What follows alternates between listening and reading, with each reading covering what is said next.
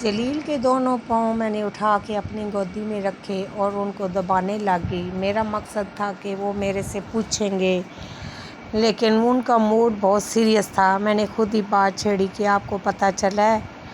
تو کہتے کیا؟ میں نے کہا کہ ہمارے گھر میں خوشی آنے والی ہے۔ تو وہ اور سیریس ہو گئے، کہتے ہاں بس ٹھیک ہے، پتہ چلا ہے۔ میں نے کہا آپ کو خوشی نہیں ہوئی، لیکن ان کے منہ سے نظر آ رہا تھا کہ وہ اپنی خوشی کو چھپا رہے تھے۔ انہوں نے بات کو ٹالنا چاہا اور کہا کہ جاؤ میرے لیے چائے بنا کے لے آؤ۔ میں سمجھ گئی تھی کہ وہ بات کو ٹال رہے ہیں۔ میں بھی چپ ہو گئی۔ میں خوش بہت تھی۔ میں سمجھ رہی تھی کہ میرے اس گھر میں قدم اور مضبوط ہو گئے ہیں، لیکن میری قسمت کو کچھ اور ہی منظور تھا۔ ابھی کوئی 2 ہفتے ہی گزرے تھے تو میرے نند جس کی شادی میرے ساتھ ہوئی تھی اس کے گھر میں بھی خوشخبری ہو گئی۔ خالہ کی خوشی کی انتہا نہ تھی، لیکن خالہ مجھے دبا کے رکھنا چاہتی تھی، اس لیے اظہار نہیں کرتی تھیں۔ 20-25 دنوں کے بعد میری طبیعت خراب ہونے لگ گئی۔ میں سمجھ نہ سکی مجھے کیا ہونے لگ گیا۔ میرے ناک سے خون آنے لگ گیا، الٹیاں آنے لگ گئیں، بخار ہونے لگ گیا۔ مجھے اس گھر سے چڑ ہونے لگ گئی، بیزار رہنے لگ گئی۔ کرتے کرتے 1 مہینہ گزر گیا، میری طبیعت نہ سنبھلی۔ میں امی کے گھر آ گئی واپس۔ خالہ نے کہا کہ جاؤ اپنی ماں کے پاس، تم نے اگر ادھر سونا ہی ہے تو اپنی ماں کے پاس سو، اور جب طبیعت ٹھیک ہوئی تو آ جانا۔ میں اپنے ابو مجھے لینے گئے اور میں ابو کے ساتھ اپنی امی کے پاس گاؤں میں آ گئی۔ میری طبیعت ادھر مزید بگڑ گئی۔ پریگننسی تو ہر لڑکی کو ہوتی تھی، لیکن میری حالت ناساز تھی، کچھ سمجھ نہیں آ رہی تھی۔ میں سوکھ کے کانٹا ہو گئی تھی، نہ کچھ کھاتی تھی نہ پیتی تھی، الٹیاں کرتی تھی، ناک سے خون آنا، بخار ہو جانا۔ میں بیان نہیں کر سکتی کہ کیا کیفیت تھی۔ اوپر سے خالہ کے فون، خالہ کی پریشرائز کرنا کہ گھر واپس آؤ، تم نے بہانہ ڈھونڈ لیا ہے، تم چوری ہو گئی ہو، ابھی تو 2 مہینے گزرے ہیں، تمہارا یہ حال ہے، جب بچہ ہو جائے گا تو تم ہمارے ساتھ کیا کرو گی۔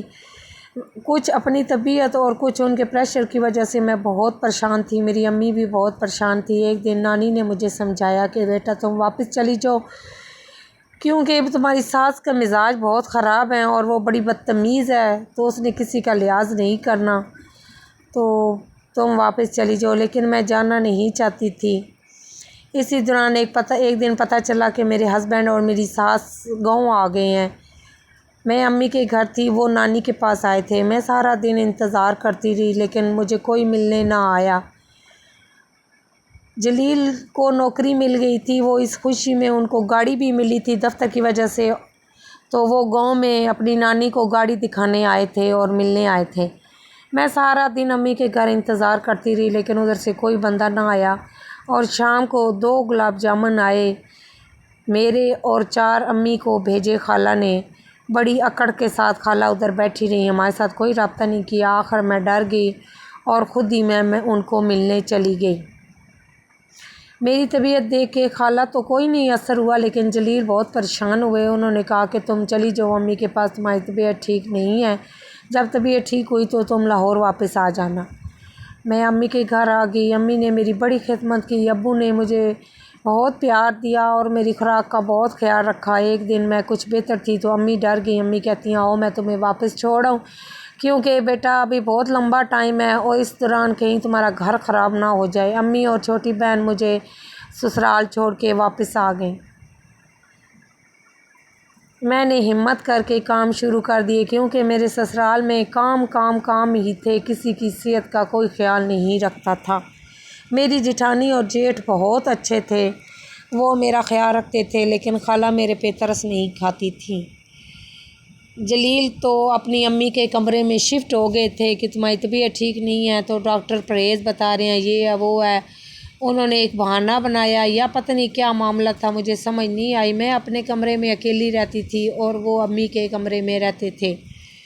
ان کی خواہش تھی کہ تم بھی امی کے کمرے میں شفٹ ہو جاؤ، لیکن مجھے شرم آتی تھی۔